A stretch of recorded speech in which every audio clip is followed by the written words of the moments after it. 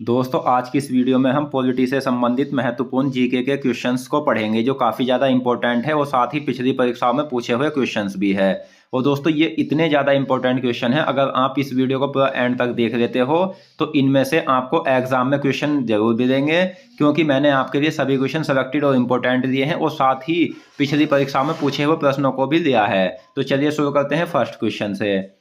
तो आज का जो हमारा फर्स्ट क्वेश्चन है वो है, भारत में उपराष्ट्रपति का पद किस देश के उपराष्ट्रपति के तर्ज पर लिया गया है? तो इस क्वेश्चन का सही आंसर है ऑप्शन ए, अमेरिका। भारत में उपराष्ट्रपति का पद अमेरिका के उपराष्ट्रपति के तर्ज पर लिया गया है। नेक्स्ट है, भारत के वे एकमात्र उपराष्ट्रपति जिनकी मृत्यु पदावधि के दौरान हुई थी। तो वे थे दोस्तों कृष्णकांत। कृष्णकांत भारत के वे एकमात्र उपराष्ट्रपति है जिनकी मृत्यु पदावधि के दौरान हुई थी। अगला क्वेश्चन, राष्ट्रपति जाकिर हुसैन को किस वर्ष पद्म विभूषण पुरस्कार मिला था? तो भारत में दिया जाने वाला सर्वोच्च नागरिक पुरस्कार है भारत रत्न, और दूसरा सर्वोच्च नागरिक पुरस्कार जो है दोस्तों वो है पद्म विभूषण, जो इन्हें मिला था 1954 में, और पद्म विभूषण पुरस्कार की स्थापना 1954 को ही हुई थी।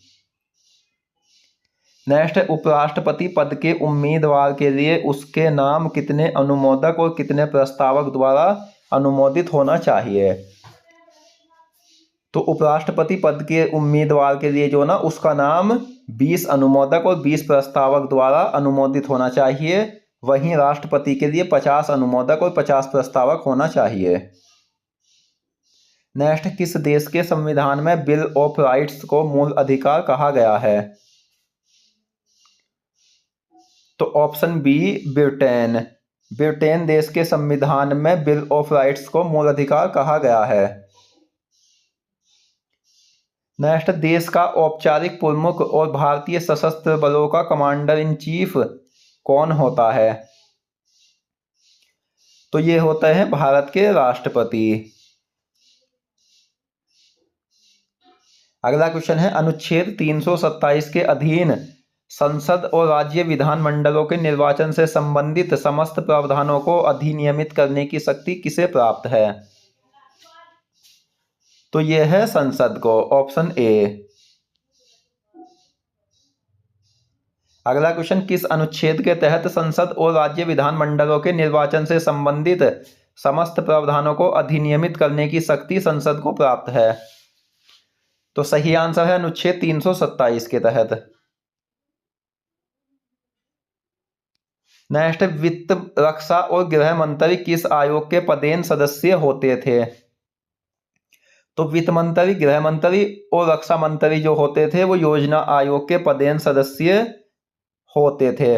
और दोस्तों योजना आयोग की जो स्थापना हुई थी वो 15 मार्च 1950 को हुई थी, जिसके प्रथम अध्यक्ष जवाहरलाल नेहरू थे और उपाध्यक्ष थे गुलजारी लाल नंदा। नेक्स्ट, भारत की प्रथम आदिवासी महिला राष्ट्रपति कौन है? तो भारत की प्रथम महिला आदिवासी राष्ट्रपति है द्रौपदी मुर्मू। किस वर्ष दिल्ली उच्च न्यायालय ने यह कहा था कि यह आवश्यक नहीं है कि एक व्यक्ति प्रधानमंत्री नियुक्त होने से पूर्व लोकसभा में अपना बहुमत सिद्ध करे? तो यह कहा था 1980 में। यानी राष्ट्रपति को पहले प्रधानमंत्री की नियुक्ति करनी चाहिए, उसके बाद एक समय के भीतर लोकसभा में अपना बहुमत सिद्ध करने को कहना चाहिए। नेक्स्ट है, 1952 को राष्ट्रपति चुनाव में डॉक्टर राजेंद्र प्रसाद को कितने मत प्राप्त हुए थे? तो डॉक्टर राजेंद्र प्रसाद का जो प्रथम चुनाव हुआ था, यानी ये कह लीजिए कि भारत का जो राष्ट्रपति चुनाव हुआ था पहली बार वो 1952 को हुआ था, जिसमें प्रथम राष्ट्रपति चुने गए थे डॉक्टर राजेंद्र प्रसाद।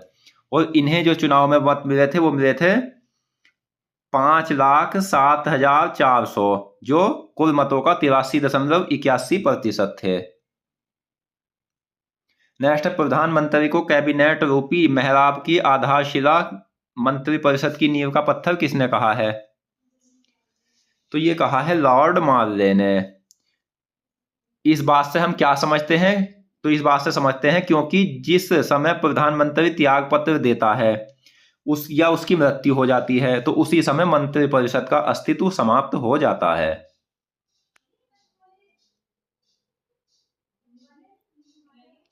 1952 के राष्ट्रपति चुनाव में डॉक्टर राजेंद्र प्रसाद के मुख्य प्रतिद्वंदी कौन थे? तो ये थे केटी शाह।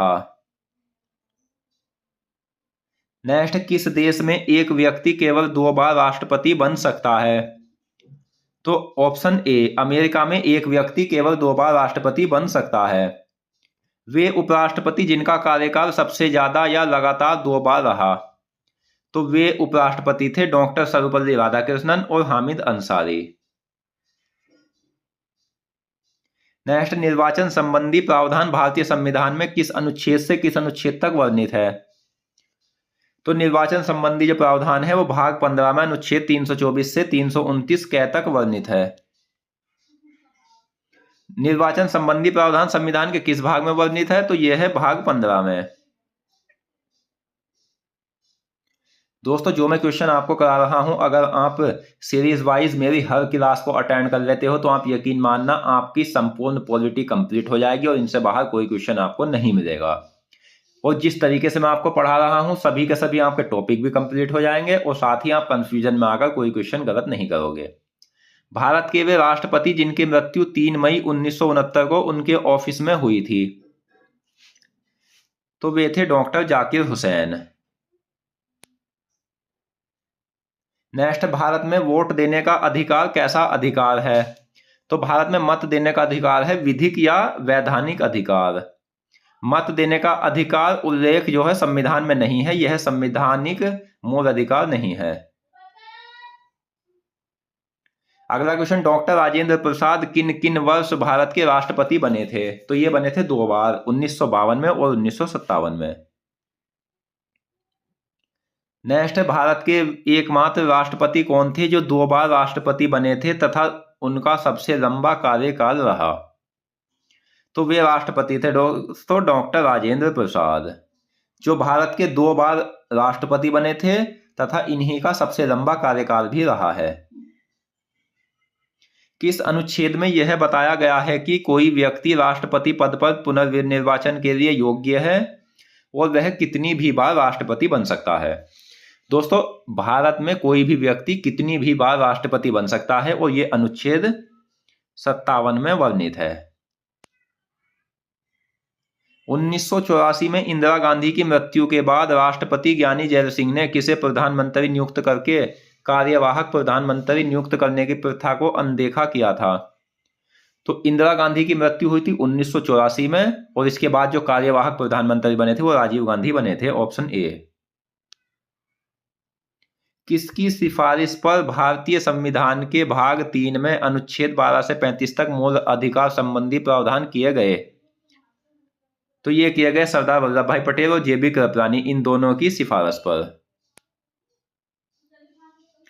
संविधान द्वारा मूल अधिकार द्वारा अल्पसंख्यक अधिकार के संबंध में परामर्श के लिए किसकी अध्यक्षता में एक उपसमिति गठित की गई थी? तो उपसमिति गठित की गई थी जेबी कृपलानी की अध्यक्षता में। और एक परामर्श समिति किसकी अध्यक्षता में गठित की गई थी? तो सरदार वल्लभ भाई पटेल की अध्यक्षता में।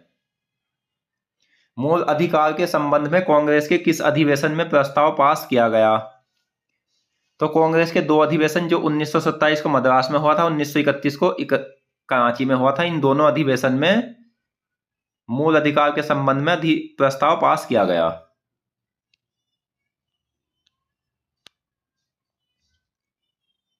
नेक्स्ट, किस अनुच्छेद के तहत राष्ट्रपति संसद या राज्य विधानमंडल के किसी भी सदन का सदस्य नहीं होगा? यदि निर्वाचन के पूर्व किसी भी सदन का सदस्य है तो उसे पद ग्रहण की तिथि से उसका स्थान रिक्त समझा जाएगा तथा वह अपने कार्यकाल में कोई पद धारण नहीं कर सकता। तो यह वर्णित है अनुच्छेद 59 में।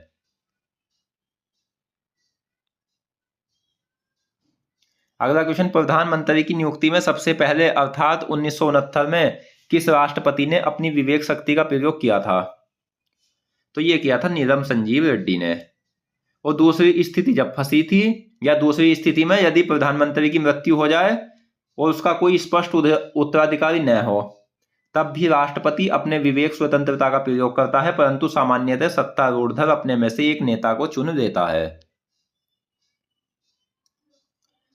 अगला क्वेश्चन, प्रधानमंत्री की नियुक्ति में सबसे पहले अर्थात 1969 में किस राष्ट्रपति ने अपनी विवेक स्वतंत्रता का प्रयोग किया था? तो ये किया था नीलम संजीव रेड्डी ने।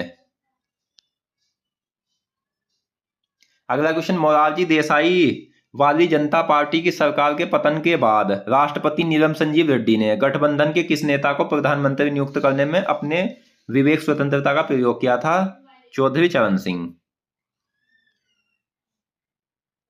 नेक्स्ट, सर्वप्रथम राष्ट्रपति नीलम संजीव रेड्डी ने गठबंधन के नेता चौधरी चरण सिंह को प्रधानमंत्री नियुक्त करने में अपने विवेक स्वतंत्रता का प्रयोग कब किया था? तो इन्होंने किया था 1969 में, और यह मोरारजी देसाई वाली जनता पार्टी के सरकार के पतन के बाद हुआ था।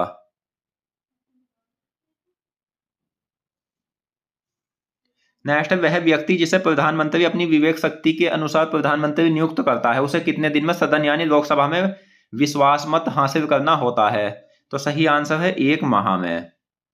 तो दोस्तों, आज की इस वीडियो में हमने पॉलिटी से संबंधित महत्वपूर्ण प्रश्नों को पढ़ा और मैं आशा करता हूँ ये क्वेश्चन आपको अच्छे समझ आ गए होंगे। तो मिलते हैं नेक्स्ट वीडियो में। धन्यवाद।